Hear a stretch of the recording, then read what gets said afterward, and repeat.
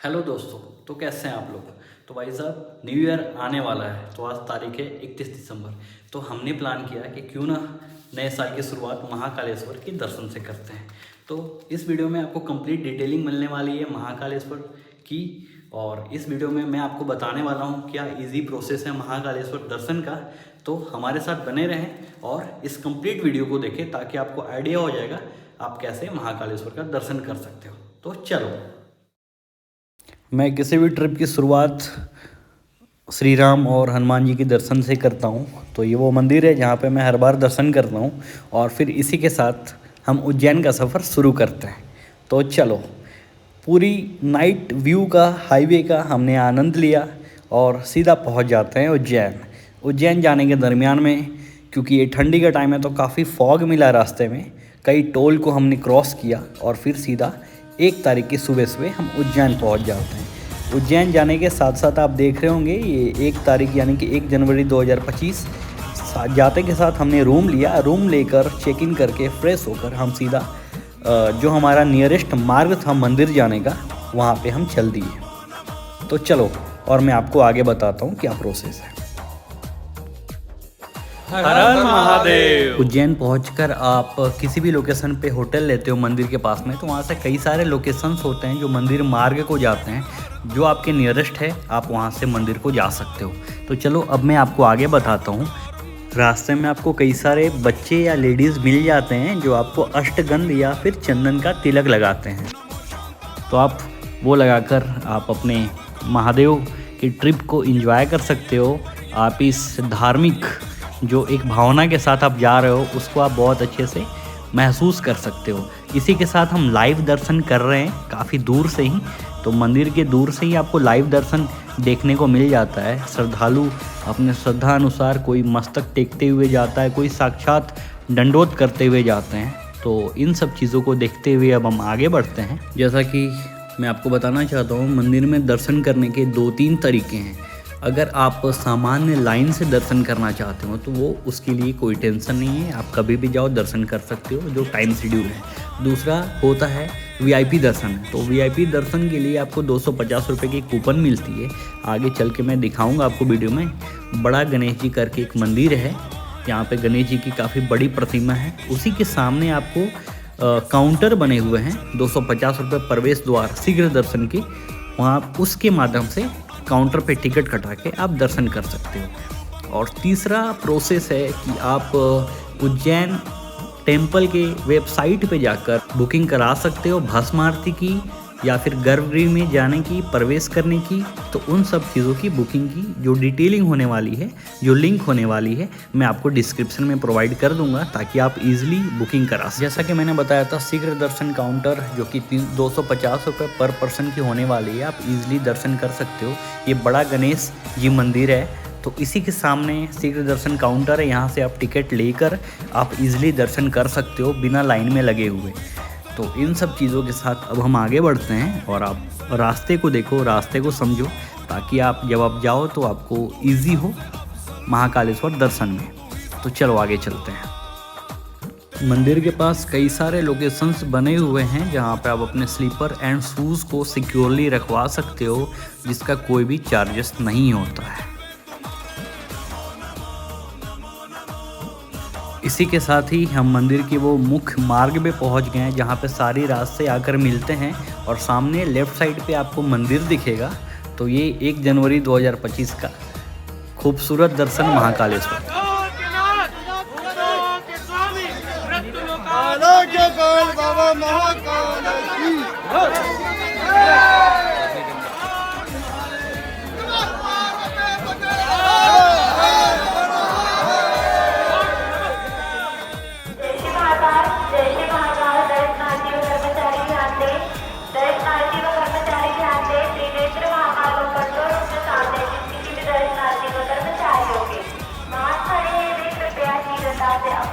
तो नए साल के सूर्योदय के साथ महाकालेश्वर मंदिर के पास हम पहुंच गए हैं और मंदिर के पास महादेव की कई सारी प्रतिमा बनी हुई है बाहर में ही। जब आप लाइन से होकर जाते हो तो ये सारी प्रतिमा बहुत अच्छे से आपको दिखेगी। यहाँ पे रुककर आप फोटोग्राफी करा सकते हो।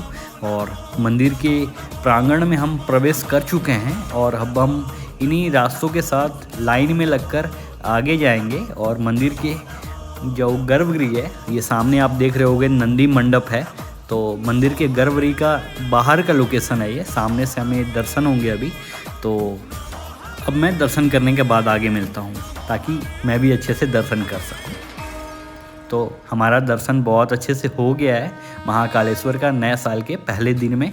और ये सामने से आप एग्ज़िट लोकेशन है, आप जब दर्शन करके आते हो तो इसी लोकेशन से बाहर निकलते हो। बाहर निकलने पे देख रहे हो कितना क्राउड है 1 जनवरी 2025 को, और आप सारे लोकेशन को एक्सप्लोर कर सकते हो। साथ ही साथ महाकालेश्वर दर्शन के बाद जो आपको दर्शन करना होता है वो काल भैरव करना होता है। तो काल भैरव को दर्शन के लिए अभी हम निकलते हैं और फिर वहाँ पे बताता हूँ क्या सिस्टम है। तो चलो अब हम काल भैरव चलते हैं।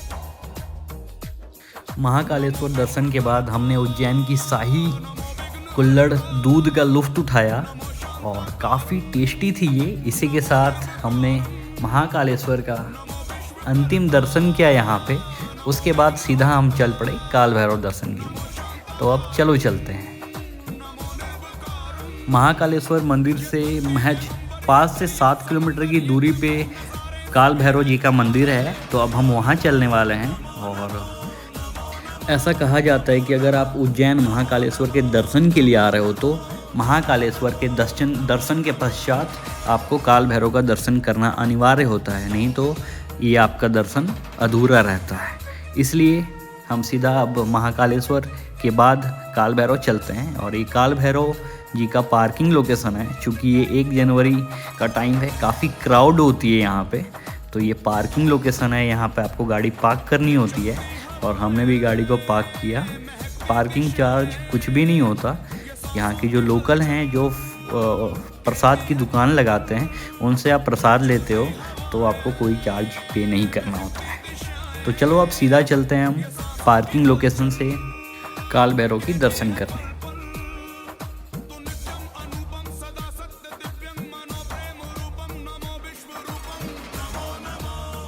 यहाँ पे आपको काल भैरव जी को चढ़ने वाले प्रसाद या मदिरा आपको अवेलेबल मिल जाएंगे यहाँ पे, जो कि आप लेकर उनके दर्शन करने के लिए जा सकते हो। ये जो आप रास्ता देख रहे हो, इसी रास्ते से हमें आगे घूमकर सीधा काल भैरव जी के मंदिर सामने है, तो वहाँ पे हमें जाना है। और काफ़ी भीड़ ज़्यादा है, आप लाइन देख रहे होंगे, काफ़ी लंबी लाइन लगी हुई है श्रद्धालु गण की। तो इन सब चीज़ को देखते हुए अब हम दर्शन करने को जाते हैं। कहाँ से है आप लोग? अहमदनगर। अरे वाह, बहुत जय श्री महाकाल। जय श्री महाकाल। चलो, जैसा कि मैं आपको बताता चलूँ, श्री काल भैरव जी को प्रसाद के रूप में मदिरा यानी कि अल्कोहल भी चढ़ाया जाता है। तो जैसा कि आपने वीडियो में देखा, कई लोग यहाँ पे प्रसाद के रूप में मदिरा लेकर जाते हैं। तो अब हम दर्शन करने को चलते हैं, बाकी वापसी दर्शन कर आते हैं तो फिर आपको आगे का दिखाता हूँ। श्री काल भैरव का दर्शन हमने बहुत अच्छे से किया, क्योंकि वहाँ पे भीड़ बहुत ज़्यादा थी, फ़ोन अलाउ नहीं था अंदर में उस टाइम पे, तो हमने अंदर का कोई भी रिकॉर्डिंग नहीं कर पाया। हमारा ये दिन का ट्रिप था। शाम को बहुत अच्छी आरती होती है श्री काल भैरव में, तो आप अगर शाम के टाइम पे रुक रहे हो तो उस आरती को मिस मत करना। और हम इन सब चीज़ों को देखते हुए दर्शन कर अब आगे बढ़ते हैं। काल भैरव मंदिर के बाहर में कई सारे चीज़ यहाँ पे मिल जाते हैं जो आप ख़रीद सकते हो घर में बच्चों को देने के लिए। साथ ही साथ यहाँ पे आप कैमल राइड के साथ साथ कुछ ब्रेकफास्ट एंड खाने पीने के सामान अवेलेबल हैं जिसका आप लुत्फ़ उठा सकते हो। इसी के साथ इस वीडियो में हमने कवर किया महाकालेश्वर ज्योतिर्लिंग और काल भैरव को। तो भाई मिलता हूँ नई वीडियो में ओमकारेश्वर ज्योतिर्लिंग के साथ। तब तक बाय बाय, टेक केयर।